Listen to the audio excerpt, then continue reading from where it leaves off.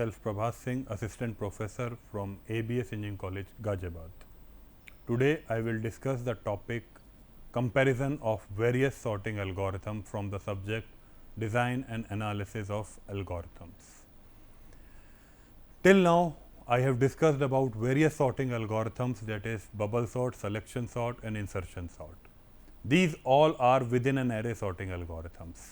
We have also discussed about various divide and conquer approaches, that is merge sort as well as the quick sort, and various linear time sorting algorithms that are counting sort, radix sort and bucket sort. And one is a binary tree structure algorithm, that is a heap sort. So today I will discuss about all these algorithms with their complexity and with the help of an example, so that I can compare all the algorithm among themselves. First, what is an insertion sort? जैसे insertion sort में अगर बात करें तो हम one of the basic example of the insertion sort is playing the cards. अब इसमें करते क्या है कि हम पहले वाले एलिमेंट को सॉर्टेड मानते हैं और उसके बाद दूसरे वाले एलिमेंट को पहले से कंपेयर करते हैं. अगर पहला वाला एलिमेंट दूसरे वाले एलिमेंट से बड़ा है तो हम दूसरे वाले एलिमेंट को आगे और पहले वाले को स्वैप कर देते हैं. अब इस स्वैपिंग में हमारा लूप कितने टाइम्स चलता है वही हमें यह बताएगा कि इंसर्शन सॉर्ट की बेस्ट केस और वर्स्ट केस में कॉम्प्लेक्सिटी क्या होगी. अब सबसे पहले इस एल्गोरिथम को देखने से पहले मैं दो एग्जांपल एक साथ लेके चलता हूं. एक तो मैंने एग्जांपल लिया ये 5 4 3 2 1. ये मेरे पास 5 एलिमेंट हैं एक एरे में, और इसी के साथ साथ मैंने एक और एग्जांपल ले लिया 1 2 एंड 3. ये मेरे पास 3 एलिमेंट हैं. दोनों मेरी सॉर्टेड एरेज हैं, एक मेरी इंक्रीजिंग ऑर्डर में और एक मेरी डिक्रीजिंग ऑर्डर में. मैं यहीं से आपको यह बताऊंगा कि कैसे बेस्ट केस की क्या कॉम्प्लेक्सिटी होगी और वर्स्ट केस में इंसर्शन सॉर्ट की क्या कॉम्प्लेक्सिटी होगी. तो पहले एल्गोरिथम पे एक स्टेप इसको रन करके देखते हैं, फिर एल्गोरिथम की कॉम्प्लेक्सिटी को दोनों केसेस के साथ समझते हैं. सबसे पहले हमने क्या कहा कि हमारा पहला वाला लूप चल रहा है जे की वैल्यू 2 से लेकर लेंथ ऑफ ए. पहला क्वेश्चन यही आता है ये 2 से लेके लेंथ ऑफ ए क्यों, 1 से लेके लेंथ ऑफ ए क्यों नहीं. तो सिंपल है क्या कि हम पहले वाले एलिमेंट को सॉर्टेड मानते हैं और दूसरे वाले एलिमेंट से पहले को कंपेयर करते हैं, और कंपेयर करने के बाद उसे स्वैप करते हैं अगर स्वैपिंग करनी है तो, depending upon the key values of both the elements. अब जैसे मैं सिंपल देखूं तो यहां पे मैंने क्या करा, दूसरे वाले एलिमेंट से लूप चलाया जे की वैल्यू 2 से लेके 5 तक. एग्रीड. और मैंने की किसको असाइन कर रहा हूं, जो ए ऑफ जे में है. जब ए ऑफ 2 होगा, 3 होगा, 4 होगा, 5 होगा, उस हिसाब से मेरी की असाइन हो रही होगी. और अगर जे की वैल्यू 2 है तो मेरी की क्या होगी, सिंपल 4. और थर्ड स्टेप में मैंने क्या कहा, insert A J into a sorted sequence A1 to J-1. अब ए जे, इसी चीज को ध्यान रखते हैं, ए जे क्या है मेरा, ये 5. इंसर्ट ए जे क्या हो गया 2 इंटू अ सॉर्टेड सीक्वेंस. क्या हमें A2 को इंसर्ट करना है किस सॉर्टेड सीक्वेंस में, A1 से लेके J-1. और यहां J की वैल्यू क्या है 2, तो मतलब A1 A2 मेरे पास एक सॉर्टेड सीक्वेंस में आ गए. अब बेसिकली मुझे क्या करना है, इन दोनों एलिमेंट्स के कंपैरिजन और स्वैपिंग पे काम करना है. कंपैरिजन और स्वैपिंग पे काम होने के लिए मुझे क्या करना पड़ेगा, ये मेरा J डिफाइंड है, मुझे इससे पहले वाले वेरिएबल को डिफाइन करना पड़ेगा, उसे मैंने मान लिया I. अब I मेरा क्या होगा, J से जस्ट एक कम. और अगर मेरे पास एलिमेंट ज्यादा भी है, J से एक पहले वाला एलिमेंट I होगा और I हर बार डिक्रीज होता रहेगा जब तक I 0 ना हो जाए. एग्रीड. तो अभी मेरी I की वैल्यू ये है और J की वैल्यू ये है. ठीक है. अब अगर मैं इन 4 स्टेप के बारे में बात करूं और इनकी कॉम्प्लेक्सिटी को समझने के बारे में बात करूं, तो पहला स्टेप 2 से लेके लेंथ ऑफ ए, डायरेक्ट मुझे समझ में आ रहा है 2 से लेके n का मतलब n-1 चला पहला स्टेप. n-1 तब जब कंडीशन ट्रू है और एक बार तब जब कंडीशन फॉल्स है. तो सिंपली मैंने क्या कहा, ये n टाइम्स चला. अब मैं सेकेंड स्टेप की बात करूंगा तो ये जब ट्रू होगा तभी ये चल रहा होगा, मतलब n-1 टाइम. थर्ड स्टेप मेरा कमेंट लाइन है, फोर्थ स्टेप मेरा n-1 टाइम. एग्रीड. यहां तक का जो भी लूप मेरा कितने टाइम रन कर रहा है वो मैंने यहां पे अभी तक कंप्यूट किया. अब नेक्स्ट चीज जो यहां पे आती है कि अब मेरा व्हाइल लूप, ये जो नेक्स्ट 4 स्टेप हैं, इन 4 स्टेप की मेन वर्किंग है कंपेयर करना और स्वैप करना. अब मुझे यह समझना है कि ये चारों लूप में क्या वर्किंग हो रही है, उस वर्किंग को समझते हैं। जैसे 5 और 4 है तो मुझे अल्टीमेट सॉल्यूशन इसका क्या मिलेगा, 4 इधर 5 इधर। तो मैंने सबसे पहले क्या कहा कि आई की वैल्यू हमेशा 0 से बड़ी होनी चाहिए। यहां वाइल की कंडीशन को देखें तो आई की वैल्यू 0 से बड़ी होनी चाहिए, यहां आई की वैल्यू मेरे पास क्या है 1। एंड मतलब ये दोनों कंडीशन एक साथ ट्रू होनी चाहिए। एंड ए ऑफ आई जो है मतलब 5 जो है वो 4 से बड़ा है। अगर ऐसा है तो कंडीशन ट्रू। कंडीशन ट्रू होने के बाद ए ऑफ आई की वैल्यू आप ए ऑफ आई प्लस 1 को असाइन कर दें। मतलब इसका आउटकम क्या आ जाएगा, सिंपल क्या, ये भी 5, ये भी 5, ये 1 इंडेक्स, ये 2 इंडेक्स, और ये आई और ये जे। मतलब क्या हुआ कि अगर आई की वैल्यू 0 से बड़ी है और ए ऑफ आई अगर की से बड़ा है तो आप ए ऑफ आई वाली value A of I plus 1 को असाइन कर दें। इसके बाद आई को एक डिक्रीज कर दें। अभी आई की वैल्यू क्या थी 1, अब आई की वैल्यू क्या हो गई 0।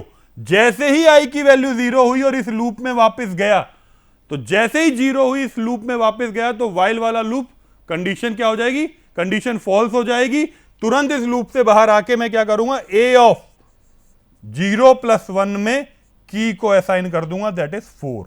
मतलब इसका आउटकम क्या आ जाएगा, 4 इधर और 5 इधर, इंडेक्स 1 और इंडेक्स 2 और ये आई और ये जे। एग्रीड। तो मैं यहां पे क्या वर्किंग रही अगर इस पे समझें इन दो एलिमेंट्स के आपस में कंपैरिजन और स्वैपिंग में, तो मैंने ये देखा जब जे की वैल्यू 2 थी तो आई 1 पे मैंने क्या किया, ए ऑफ आई को ए आई प्लस 1 पे असाइन कर दिया, और 0 पे क्योंकि एक और आई को डिक्रीज करा, 0 पे मैंने ए ऑफ आई में की डाल दिया। तो मतलब जब J2 है तो आई भी मेरा 2 बार चल रहा है। जब J3 होगा तो आई की वैल्यू पहले 2 होगी, फिर डिक्रीज होके 1 होगी और फिर डिक्रीज होके 0 होगी। एग्रीड। ऐसे ही जब J की वैल्यू 4 होगी तो आई की वैल्यू 3, 2, 1 एंड 0, और जब J की वैल्यू 5 होगी तो आई की वैल्यू 4, 3, 2, 1 एंड 0। तो मैं डायरेक्ट एक बात बोल सकता हूं कि जो मेरा वाइल लूप है वो मेरा 14 टाइम्स रन कर रहा है इन 5 एलिमेंट्स के हिसाब से। 14 टाइम्स कैसे भाई, J की वैल्यू 2 से 5 के लिए चल रही होगी चीजें, तो जब J की वैल्यू 2 से लेके 5 तक चली होंगी, 2 बार ये, 3 बार, 4 बार एंड 5 बार। और अगर मैं देखूं तो ये 14 टाइम्स में 10 टाइम्स कंडीशन ट्रू और 4 times condition false. Condition false कब, जब 0 होगा। एग्रीड। तो 10 times condition true, 4 time condition false. इसी तरह से ये भी 10 टाइम्स, इसी तरह से ये भी 10 टाइम्स। एग्रीड। क्योंकि जब कंडीशन ट्रू होगी तो ये दोनों स्टेप उतनी ही बार चल रहे होंगे, और ये वाला स्टेप कितनी बार चलेगा, जब कंडीशन फॉल्स रही होगी, मतलब 4 बार। तो मैं डायरेक्ट अगर इस पे बात करूं तो इसको कैसे लिख सकते हैं, ये मेरी एक वर्स्ट केस की एनालिसिस की तरफ चीजें जा रही है। अब अगर मैं बेस्ट केस में बात करूं तो बेस्ट केस की अगर बात कर लें, एक एग्जांपल यहां पे 1 लिया और यहां पे 2, ये आई है, ये जे है। अब आई की वैल्यू ग्रेटर देन 0 है, ए ऑफ आई ग्रेटर देन की है नहीं, कंडीशन फॉल्स। तो जब भी भाई दो ही चीजें पॉसिबल है ना, या तो ए ऑफ आई की से बड़ा होगा या ए ऑफ आई की से छोटा होगा। बड़ा है तो मेरा अंदर वाली चीजें, अंदर वाला लूप एग्जीक्यूट हो रहा होगा, और अगर छोटा है तो मेरी कंडीशन फॉल्स हो रही होगी। कंडीशन फॉल्स हो रही होगी तो वो उतने ही टाइम चलेगा जितने टाइम मेरा जे वाला लूप चलना है। तो जे वाला लूप मेरा अगर n-1 टाइम चलना है तो ये भी मेरा n-1 टाइम ही चलेगा। मतलब ये 4 टाइम एग्जीक्यूट होगा तो ये भी 4 टाइम एग्जीक्यूट हो रहा होगा। तो सिंपली अगर बेस्ट केस कॉम्प्लेक्सिटी की बात करें तो अगर मैं यहां पे देख रहा हूं ये n है, ये n-1 है, ये n-1 है, तो ये वाला लूप मेरा कितने टाइम चला, n टाइम्स, ये वाला भी n-1 टाइम्स, ये वाला भी n-1 टाइम्स, और ये वाला भी n-1 टाइम। तो सिंपली मैं कह सकता हूं कि जब सारे लूप n टाइम्स या n-1 टाइम चल रहे हैं तो मेरी बेस्ट केस की कॉम्प्लेक्सिटी n होगी। सिंपल यहां पे बेस्ट केस कॉम्प्लेक्सिटी n। अब अगर वर्स्ट केस की बात करें, वर्स्ट केस में जैसे मैंने यहां पे आपको समझाया था, इसी चीज को समझते हुए अगर वाइल वाले स्टेप को मैं लिखूं तो इसको ऐसे लिख सकते हैं, summation of j equal to 2 to n of tj time step of jth variable. अब एक चीज देखें, 2 से लेके n तक के नंबर्स के सम को हम कह रहे हैं। भाई 1 से लेके n नंबर्स तक का सम क्या होता है? n into n plus 1/2। Agreed? तो अगर मैं 2 से लेके n तक की बात कर रहा हूं तो n into n plus 1/2 minus 1, क्योंकि इंडेक्सिंग कहां से शुरू हुई? 2 से लेके n तक। अब अगर -1 अगर मैं यहां पे देख रहा हूं तो -1 पे सिंपल मेरा क्या आ रहा होगा? 5 इंटू 6/2 -1 दैट इज 15 -1 इज 14। तो मेरा लूप कितने टाइम्स चल रहा है? 14 टाइम्स ये वाला लूप मेरा एग्जीक्यूट हुआ। एग्रीड? इसी तरह से नेक्स्ट वाला लूप 10 टाइम्स। 10 टाइम्स चलने के लिए मैंने इसको कैसे लिखा होगा? Summation of j equal to 2 to n up to tj-1। हर jth वेरिएबल पे एक कम कब? जब कंडीशन हर बार फॉल्स हो रही होगी। कंडीशन कब फॉल्स हो रही होगी? जब i की वैल्यू 0 हो रही होगी। ठीक है, तो यहां पे ये चीज मेरी सिंपली रिटर्न क्या हो जाएगी? Simple n into n minus 1/2, जिसको हम सीधे सीधे n स्क्वायर बोल रहे होंगे, या n इंटू एन माइनस 1/2 क्या? 5 इंटू 4/2 इज वॉट? 10। तो मेरे 10 टाइम्स मेरा 6th और 7th स्टेप एग्जीक्यूट हो रहा है। तो बेस्ट केस की कॉम्प्लेक्सिटी n, क्योंकि सारे स्टेप्स मेरा n या n-1 टाइम्स चल रहे हैं, और वर्स्ट केस की कॉम्प्लेक्सिटी 5th, 6th और 7th स्टेप की वजह से n स्क्वायर, क्योंकि वाइल वाला लूप जब j की वैल्यू 4 है तो i की वैल्यू 3, 2, 1 और 0 सब पे चेकिंग करेगा। ठीक है, इस वजह से इसकी कॉम्प्लेक्सिटी n स्क्वायर आ रही होगी। तो मैं इंसर्शन सॉर्ट में यह कंक्लूड करता हूं कि best case is n times and worst case is n square time, average case is also n square times. तो इसको हम ऐसे भी कह सकते हैं कि जब ऑलरेडी सॉर्टेड एरे है in an increasing order, then always the complexity is big of n। अब जब भी मैं वाइल वाला लूप मेरा एग्जीक्यूट हो जाएगा जिसमें कंडीशन ट्रू हो जाएगी, वहीं पे मेरी कॉम्प्लेक्सिटी n स्क्वायर होगी, क्योंकि n स्क्वायर के अंदर n वाला टाइम मेरा एग्जीक्यूट हो चुका होगा। अब ये तो मेरी वो सॉर्टिंग एल्गोरिथम थी जो with in an array sorting चलती थी। मैंने पहले से दूसरे को करा, पहला दूसरा सॉर्टेड हो गया, तीसरे को लेकर आया, तीसरे को दूसरे से करा, फिर पहले से करा, फिर जीरोथ इंडेक्स पे करा। ठीक है, अब देखते हैं डिवाइड एंड कॉन्कर अप्रोचेस की दो सॉर्टिंग एल्गोरिथम्स। जैसे मैंने पहले भी डिस्कस करा इन दोनों में, तो मैं सिंपल एल्गो के हर स्टेप की कॉम्प्लेक्सिटी बताते हुए चलता हूं। जैसे ये वाला स्टेप कांस्टेंट, ये वाला स्टेप भी कांस्टेंट, क्योंकि मेरे पास क्यू, पी और क्यू की वैल्यूज आ रही है। और बेसिकली मर्ज सॉर्ट में करते क्या थे, हमारे पास 8 एलिमेंट एक एरे में 4-4 में डिवाइड हो गए, 4-4 से 2-2, 2-2 से 1-1 और 1-1 पे आके मैं कंबाइन और कॉन्कर कॉल करता था, जिसके बाद मुझे एक सॉर्टेड एरे मिलती थी। तो ये कांस्टेंट वैल्यूज हैं, p लेस देन r। ये मुझे क्या बता रहा होगा? p first index, r is the last index. q मुझे क्या बता रहा है कि कहां से मुझे p और r को स्प्लिट करना है, मतलब सेंटर से, floor value of p plus r/2। ये वाली चीज मेरी कितने टाइम चल रही है? t of n/2। n element 2 half में डिवाइड हो गए, t ऑफ n/2। और ये एक मेरा मर्ज फंक्शन है जिसकी complexity big theta of n होगी। और कैसे होगी उसको एक बार उसकी एल्गो से देख लेते हैं। जैसे ये एल्गोरिथम थी तो ये कांस्टेंट था, ये भी कांस्टेंट था, इसके भी लिए मैंने सिर्फ और सिर्फ साइज डिफाइन करा था, यहां पे स्पेस कॉम्प्लेक्सिटी लग रही थी। तो पहला, दूसरा और तीसरा स्टेप मेरे लिए कांस्टेंट था। इसके बाद ये दो फॉर लूप एग्जीक्यूट हुए तो n1 प्लस n2 टाइम चला, that is n time. Agreed? ये वाला मेरा फिर से कांस्टेंट, क्योंकि मैंने एक हाईएस्ट इंडेक्स पे इंफिनिटी स्टोर कराया और i और j को इनिशियलाइज करा। और ये वाले लूप को अगर ध्यान दूं, k की वैल्यू p से लेके r तक, this is something n times.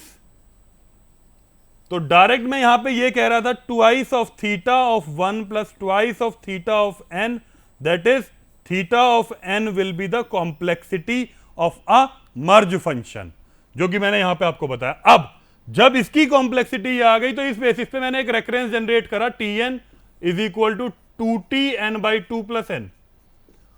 और मास्टर थ्योरम के थ्रू, केस नंबर 2 के थ्रू, जहां पे मेरा ये वाला पार्ट और ये वाला पार्ट इक्वल है, मतलब n log ba is equal to f of n। जहां पे ये दोनों इक्वल हैं तो मैं केस 2 से ये कह सकता हूं कि this is n log n इसकी कॉम्प्लेक्सिटी होगी। अब यहां से मैंने एक चीज और देखी मर्ज सॉर्ट से, एलिमेंट की वैल्यू पे डिपेंड नहीं करता कि एरे कैसे डिवाइड हो रही है। कोई भी एलिमेंट की वैल्यू हो, दो एरे मेरी इक्वल हाफ में डिवाइड होंगी, उसके बाद अंदर सॉर्टिंग चलती रहेगी उन दो एरेज के अंदर। ठीक है, अब इसी को मैं रिकर्शन ट्री से भी देख सकता हूं, n एलिमेंट मेरे n/2 में डिवाइड हुए, n/2 वाले n/4 में, n/4 n/8 में, अप टू लोएस्ट लेवल। और यहां से मैंने ये कंप्यूट करा कि हर लेवल पे कॉस्ट जो आ रही है वो क्या आ रही है, n, और हर लेवल पे कॉस्ट अगर n निकल के आ जा रही है तो टोटल नंबर ऑफ लेवल्स कितने हैं मेरे पास, टोटल नंबर ऑफ लेवल्स कितने हैं, log n। तो डायरेक्ट मैं कह सकता हूं Cn log n is the complexity. So merge sort की complexity, whether it is the best case, whether it is a worst case or whether it is a average case, then always the complexity of the merge sort is n log n, because elements की value की वजह से array का division नहीं हो रहा। Agreed. अब इसी चीज को, इसी स्टेटमेंट को आगे बढ़ाते हुए हम क्विक सॉर्ट पे आते हैं। क्विक सॉर्ट में एरे का डिवीजन दो हाफ में एलिमेंट की वैल्यू के बेसिस पे होता है। कैसे? मैं एक पाइवेट एलिमेंट पिक करूंगा, whether it is a first element और whether it is a last element. जो एल्गोरिथम मैंने यहां पे लिख रखी है इसमें मैंने लास्ट वाले एलिमेंट को पाइवेट मान रखा है। अब जब लास्ट वाला एलिमेंट पाइवेट है तो उससे पहले के जितने भी एलिमेंट्स हैं उनका कंपैरिजन मैं पाइवेट से करूंगा, और सारा लूप जब मेरा चल जाएगा, सारे एलिमेंट पाइवेट से कंपेयर हो जाएंगे, तो pivot will take its original position. After taking the original position the array may be divided into equal halves. If the array is divided into equal half then the complexity is n log n। If the array is divided into unequal halves in extreme case, then it is n square. Now, what is the meaning of these sentences? Now, the meaning of these sentences is, this is basically quicksort algorithm. This is a partition function APQ and AQ plus 1R, and this is the partition function how the pivot element is dividing the array into two halves, whether it is equal halves or unequal halves. तो अब worst case सोचते हैं कैसे? Worst case ऐसे कि मान लो मेरे पास 8 element है एक एरे में, और मैंने एलिमेंट्स भी ले लिए इस तरह से 1 2 3 4 5 6 7 8। अब ये मेरा पाइवेट है। अब 1 2 3 4 5 6 7 सारे इससे कंपेयर हुए, कंपेयर होने के बाद क्या होगा, 8 तो अपनी पोजीशन पे रहेगा, और ये मेरे दो इक्वल हाफ में डिवाइड हो गया, 1 2 3 4 5 6 7 एक तरफ, 8 एक तरफ। अगली बार 7 को पाइवेट बनाया, फिर ये दो इक्वल हाफ में डिवाइड हुए, 1 2 3 4 5 6 एक तरफ, 7 एक तरफ। फिर 6 को पाइवेट बनाया, 1 2 3 4 5 एक तरफ और 6 एक तरफ। इसी तरह का मेरा एक ट्री फॉर्म होता हुआ चले जाएगा। इसको कुछ इस तरह से मैं कर सकता हूं कि ये मेरे अगर n है तो n - 1 और 1, n - 2 एंड 1, n - 3 एंड 1, और मैं डायरेक्ट इस ट्री के बेसिस पे ये कह सकता हूं कि ये रेकरेंस जनरेट हो जाएगा। भाई n था, हर बार n - 1, फिर n - 1 डाला तो n - 2, n - 3, n - 4, n - 5, इस तरह से डिवाइड होते हुए ये n - 4 1 और ये डिवाइड होते हुए 1 तक पहुंचेगा। 1 से लेके n तक के सम को मैं n स्क्वायर कहूंगा। एग्रीड। 1 से लेके n तक के सम को मैं n स्क्वायर बोलूंगा। तो ये मेरी एक वर्स्ट केस एनालिसिस थी। अभी अगर मैंने एक सॉर्टेड एरे इंक्रीजिंग ऑर्डर में ली थी, अभी डिक्रीजिंग ऑर्डर में ले लें, डिक्रीजिंग ऑर्डर में ले लेंगे तो क्या होगा कि हर बार मेरे जो एलिमेंट्स का डिवीजन इस तरह से चल रहा था, उस बार मेरा क्या चलने लगेगा, 1 इधर n - 1 इधर, फिर फर्दर स्प्लिटिंग होने लगेगी। लेकिन कॉम्प्लेक्सिटी और जो पाथ आएगा, जितना लॉन्गेस्ट पाथ ये होगा उतना ही लॉन्गेस्ट पाथ मेरा उसी अप्रोच पे आ रहा होगा। It may be in the zigzag form because of the pivot element, but the complexity will always be same, that is n square, whether we are taking an array in a sorted form in increasing order or we are taking an array in a sorted form in decreasing order. In both the cases the quick sort complexity will always be n square in worst case. Agreed? This is the worst case. ठीक है। अब अगर मैं best case की बात करूं, best case क्या होगा, पाइवेट एक ऐसी पोजीशन पे आ जाए कि मेरा एरे दो हाफ में डिवाइड हो जाए। अब इसको ऐसे समझना, जैसे मैं अभी एक चीज बोल रहा था, 8 एलिमेंट है, एक साथ में डिवाइड हुए, 2 6 में भी हो सकते थे पाइवेट की वजह से, ठीक है, 3 7 में भी हो सकते हैं और 4 4 में भी हो सकते हैं। This 4 4 is a like merge sort, equal half, then the complexity will be n log n, and this is 1 7 is n square. तो अब एक ये n स्क्वायर से डिप होती हुई n log n की तरफ आ रही है। Agreed. This is the worst case complexity of quick sort, that is the complexity will be n square. मतलब इसमें हम एरे को सॉर्टेड फॉर्म में इंक्रीजिंग ऑर्डर में लें या डिक्रीजिंग ऑर्डर में लें, हमारी वर्स्ट केस कॉम्प्लेक्सिटी जो आएगी वो n स्क्वायर आएगी, क्योंकि डिवीजन ऑफ एरे जो है वो अनइक्वल हाफ में हो रहा है, एक तरफ एक एलिमेंट, एक तरफ n-1 एलिमेंट। अब अगर मैं बेस्ट केस की बात कर रहा हूं तो best case simply as merge sort. तो अब इसमें मास्टर थ्योरम का केस 2 लगा के n log n कर लें, या फिर उस रिकर्शन ट्री में उसकी स्प्लिटिंग को देख लें, तब n log n कर लें, इसकी कॉम्प्लेक्सिटी मेरी n log n ही आएगी। तो best case is n log n and worst case is n square. Now what is heap sort? Now अब हीप सॉर्ट में क्या करते थे कि हमारे पास एक एरे है, एक एरे को हम ट्री की फॉर्म में रिप्रेजेंट करते थे। ट्री कौन सा? बाइनरी ट्री की फॉर्म में। अब बाइनरी ट्री की फॉर्म में रिप्रेजेंट करते तो सबसे पहले मुझे यही पता चल जाता है कि बाइनरी ट्री की हाइट क्या है। बाइनरी ट्री की हाइट होती है log n। तो उसको ध्यान रखते हुए मुझे इसको समझना है। तो सबसे पहले एक हम हीपीफाई एल्गोरिथम कॉल कर रहे हैं। हीपीफाई एल्गोरिथम का बेसिक काम होता क्या है कि हमारे पास कुछ एलिमेंट्स है, मान लो 5 2 4 6 1 3 8 9। इन एलिमेंट्स को मैंने, ये मेरे पास एरे में कुछ एलिमेंट्स अवेलेबल हैं, इनको मैंने एक ट्री फॉर्म में और बाइनरी ट्री स्ट्रक्चर में स्टोर करना है। तो मैं सिंपली क्या करूंगा, 5 इधर हुआ, 2 4 then 6 then 1 then 3 then 8 then simply 9, और इसकी इंडेक्सिंग हो गई 1 2 3 4 5 6 7 8। ये मेरा एक हीप की फॉर्म में या बाइनरी ट्री की फॉर्म में मैंने इसको एरे को रिप्रेजेंट कर दिया। अब हमारा बेसिक सबसे पहला काम क्या होता है कि हम इसको मैक्स हीप बनाएं। मैक्स हीप का मतलब यह है, a parent node should contain a value greater than the child node. मतलब जैसे यहां पे देख रहा हूं, यहां 6 है या 9 है, तो 9 should be here, 6 should be here. ठीक है, तो मैं सबसे पहला ऑब्जेक्टिव मेरा क्या होता है कि मैं इसको मैक्स हीप बनाऊं। ठीक है, अब मैक्स हीप बनाने के लिए मैं करूंगा क्या, पहले 9 को 6 से देखूंगा, तो मेरा 9 यहां पे पहुंच जाएगा।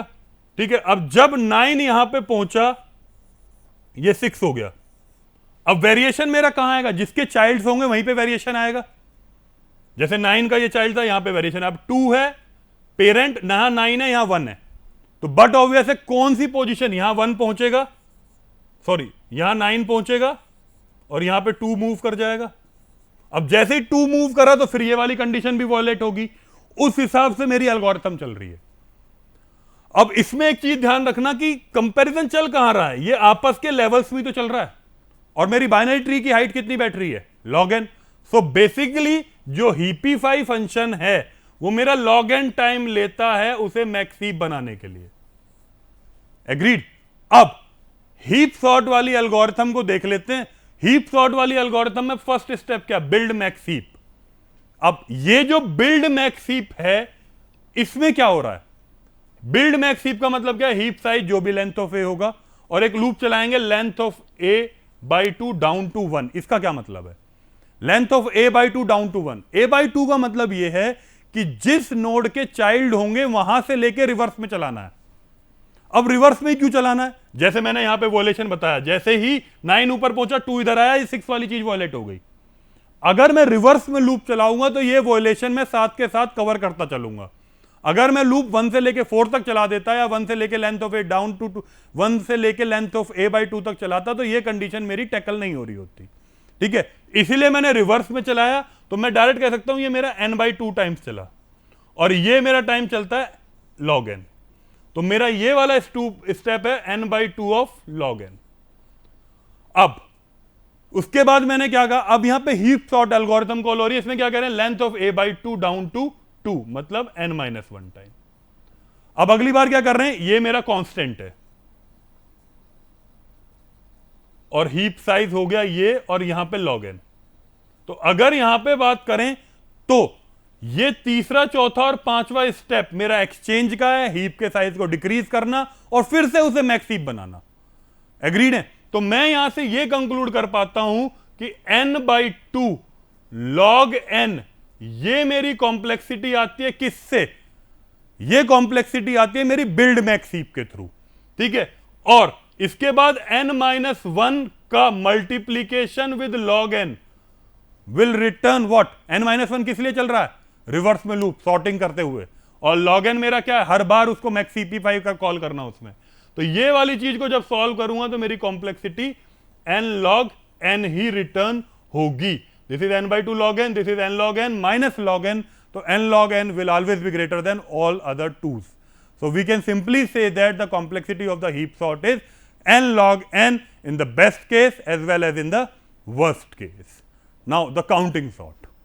This is a sorting algorithm with linear time. Now this I have already discussed in another lecture. I will directly tell you the complexity of each and every step.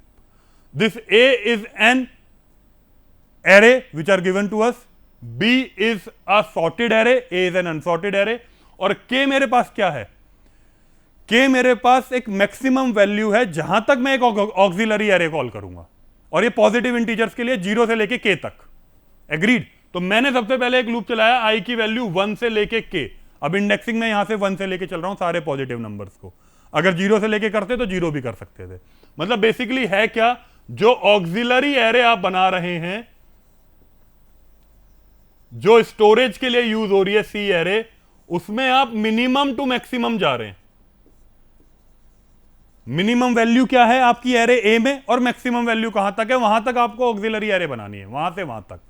इस एल्गो पे मैंने क्या कर रखा है, ये मान रखा है कि मिनिमम वैल्यू 1 होगी और मैक्सिमम वैल्यू क्या रिटर्न कर रहा होगा, के, एग्रीड। तो मैंने पहला लूप चलाया 1 से लेके के तक और सारे सी ऑफ आई को असाइन कर दिया 0, मतलब ऑक्सिलरी एरे को इनिशियलाइज कर दिया विद 0। तो इस लूप का टाइम कितना हुआ, के टाइम। अब ऑक्सिलरी एरे में एरे ए की अकरेंस को स्टोर करा रहे हैं, कौन एलिमेंट कितनी बार अकर कर रहा है वो ऑक्सिलरी एरे में स्टोर करा रहे हैं, that is C I now contain number of elements equal to I. तो इसको करने में मुझे कितना टाइम लगा, एन टाइम, एग्रीड। इसके बाद जब मैंने उसको स्टोर करा लिया, कौन कितनी बार अकर करा है, अब अपना ऑब्जेक्टिव यह है किस पोजीशन पे एलिमेंट उसके बराबर और उससे छोटे हैं, ठीक है, मतलब उसका cumulative, that is C I now contain number of element less than और इक्वल टू आई। तो ये वाला लूप मेरा कितना चला होगा, ये क्यूमुलेशन पे चला होगा, ये वाला लूप मेरा चला k-1 टाइम्स। और जब मैंने ये इनिशियलाइज करा 0 से, इसके बाद सबके अकरेंस को स्टोर करा लिया, उसके बाद उसका क्यूमुलेटिव सम कर लिया, और उसके बाद बी एरे में, मतलब एक सॉर्टेड एरे में स्टोर कराए एरे ए के एलिमेंट्स को, और साथ के साथ सी एरे को डिक्रीज करते चले गए एक एक करके। तो इसको मैंने एन से डाउन टू 1 चलाया, क्यों, स्टेबिलिटी मेंटेन करने के लिए। तो ये चला एन टाइम्स। तो मैं डायरेक्ट ये समझ पा रहा था सारे फोर लूप इंडिपेंडेंट लूप्स हैं, तो मैं डायरेक्ट यहां से कह पा रहा हूं कि twice of K plus twice of N, that is N times मेरा लूप चल रहा होगा, चाहे बेस्ट केस हो, चाहे वर्स्ट केस हो, चाहे एवरेज केस हो। तो ये मेरी कॉम्प्लेक्सिटी थी काउंटिंग सॉर्ट की। अब कंपैरिजन देख लेते हैं सारी सॉर्टिंग एल्गोरिथम्स में, that is insertion sort, best case, worst case and average case. Best case N, क्योंकि वाइल वाला लूप हमेशा क्या कर रहा होगा, एक ही बार चलेगा, मतलब वो उतने ही टाइम चलेगा जितना लूप जेड वाला चलेगा। वर्स्ट केस और एवरेज केस क्या, कि अगर कंपैरिजन एक्स वाइल वाला लूप जे की वैल्यू अगर 2 है और 2 बार चल गया, एक बार कंडीशन ट्रू एक बार फॉल्स के लिए, तो ये एन स्क्वायर।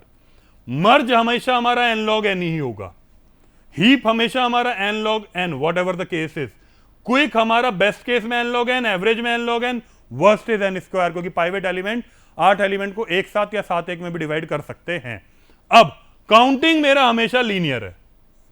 अब स्टेबिलिटी पे अगर मैं बात कर रहा हूं, तो स्टेबिलिटी में अगर देखें तो इंसर्शन है, मर्ज है, ये हमारे स्टेबल सॉर्ट एल्गोरिथम्स हैं, प्लस हमारा काउंटिंग सॉर्ट भी एक स्टेबल सॉर्ट एल्गोरिथम है।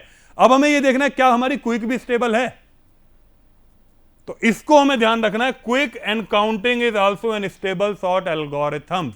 So this is a comparison chart, and hope you all have understand about the various sorting algorithms as well as their complexity in the best case, worst case as well as average case. Thank you.